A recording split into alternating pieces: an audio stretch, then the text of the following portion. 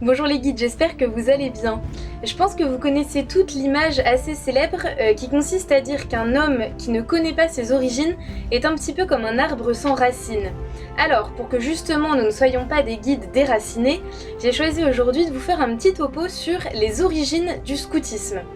Alors déjà le nom scoutisme, le mot scout, qui est un mot d'origine anglaise, il faut savoir qu'en fait, cocorico, c'est un mot d'origine française. Au départ, le nom scout anglais vient de l'ancien français escout, qui signifie écoute, et donc qui a donné ensuite scout, le nom traditionnel utilisé aujourd'hui à l'international. Alors, les fondateurs du scoutisme, on en retient trois principaux, Robert Baden-Powell, le père Jacques Sevin et le chanoine Cornette. Il est important de connaître donc ces trois noms puisque nous sommes, guides catholiques de France, héritières de leur rapport à tous les trois. Alors, pour revenir vraiment aux origines, au tout début, l'idée même du scoutisme est née pas du tout en Angleterre, elle est née en Afrique du Sud, lors de ce qu'on appelle la Seconde Guerre des Boers, guerre durant laquelle Baden-Powell servait en tant qu'officier dans l'armée britannique. La Seconde Guerre des Boers s'est déroulée entre 1899 et 1902 et elle opposait les Britanniques à plusieurs États sud-africains autonomes.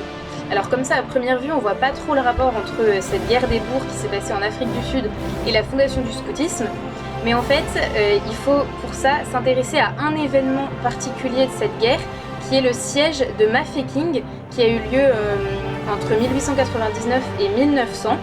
Siège au cours duquel Baden-Powell a joué un rôle majeur.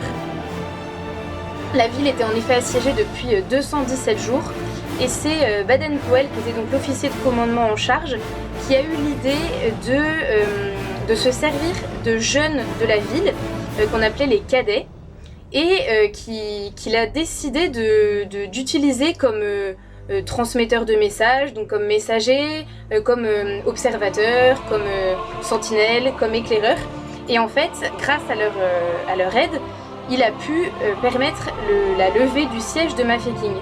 Et en fait, ça a été un élément décisif dans cette idée du scoutisme chez Baden-Powell, puisqu'il s'est rendu compte que des jeunes étaient tout à fait capables d'avoir des responsabilités et de remplir des missions si on leur faisait confiance. En voyant tout ça, il a décidé donc de mettre un peu ses idées par écrit, et puis après la Seconde Guerre des Boers, il est rentré en Angleterre, et là en fait il s'est aperçu que ses écrits avaient eu pas mal de succès, et notamment auprès des jeunes.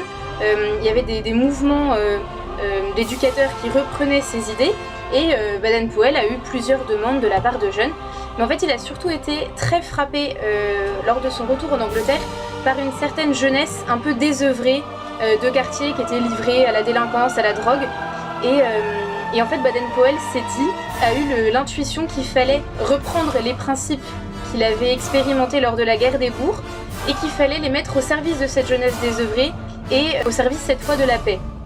Et donc petit à petit, l'idée faisant son chemin, Baden-Powell en est venu à organiser en 1907 le tout premier camp scout de l'histoire sur l'île de Brunsea, une île qui est au sud de l'Angleterre. Sur cette île, il expérimente donc pendant 2 semaines de camp dans la nature avec des jeunes, cette idée, cette pédagogie de l'éducation par le jeu et par la confiance. Et il se rend compte que ça a un énorme succès, ce qui l'amène à publier en 1908 son premier livre qui s'appelle Scouting for Boys et qui a été traduit en français par Éclaireur. C'est vraiment le livre fondateur, on va dire, du scoutisme. Et à partir de là, donc, le scoutisme se développe vraiment très vite. Baden-Powell reçoit de nombreuses demandes et donc le mouvement se répand dans toute la Grande-Bretagne et même au-delà. L'idée arrive donc en France et notamment aux oreilles d'un prêtre jésuite qui ne manque pas de s'y intéresser. Ce prêtre, c'est le père Jacques Sevin. On est là dans les années 1910 et à cette époque, le scoutisme n'a pas vraiment bonne réputation en France. Alors, le père Sevin, pour voir vraiment de quoi il s'agit et en quoi consiste le scoutisme, décide de se rendre lui-même en Angleterre en 1913 et rencontre Baden-Powell. Et alors là, il est absolument convaincu par la pédagogie scout, et quand il rentre en France, il n'a qu'une idée, c'est de fonder un mouvement scout catholique en France. Puisque, en effet, Baden-Powell étant anglais, le mouvement scout au départ était protestant. Et donc le père Sevin, prêtre catholique, se dit que la pédagogie scout est vraiment très bonne et pertinente et donc décide de la mettre au service de la jeunesse catholique en France. Alors la Première Guerre mondiale retarde le lancement de ce mouvement et c'est seulement en juillet 1920 que le père Sevin va fonder l'association des Scouts de France, notamment avec le chanoine Antoine-Louis Cornette. Le chanoine Cornette était donc un prêtre catholique de Paris qui avait lui aussi lu Éclaireur de Baden-Powell et qui avait bien perçu que le scoutisme pouvait être un excellent moyen d'éducation.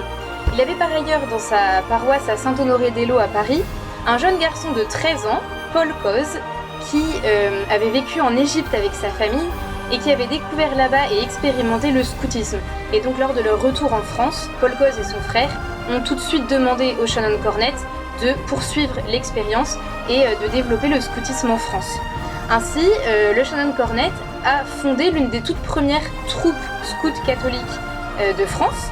Et donc c'est tout naturellement lorsqu'il a rencontré le père Sevin et qu'ils ont vu qu'ils avaient les mêmes convictions par rapport au scoutisme, il a contribué à fonder cette association des Scouts de France. L'objectif aussi bien du père Sevin que du chanoine Cornette était véritablement que les jeunes soient meilleurs scouts parce que catholiques et meilleurs catholiques parce que scouts.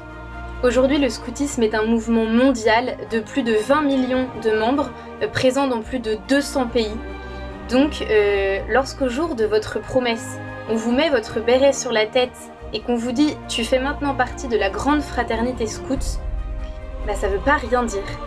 Vous êtes membre d'un mouvement qui a plus de 100 ans d'histoire, dont justement cette histoire est belle et qu'il est important de connaître, et vous êtes véritablement les sœurs guides de millions d'autres jeunes qui vivent la même loi que vous, qui ont prononcé la même promesse que vous. Et donc, lorsque vous portez votre uniforme et lorsque vous vous affichez avec le titre de guide, il faut vraiment lui faire honneur et en être fier.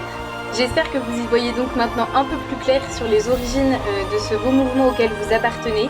La maîtrise pense toujours bien à vous, vous êtes dans nos prières et on espère avoir l'occasion de vite vous retrouver tout ensemble pour continuer à vivre notre magnifique aventure scout.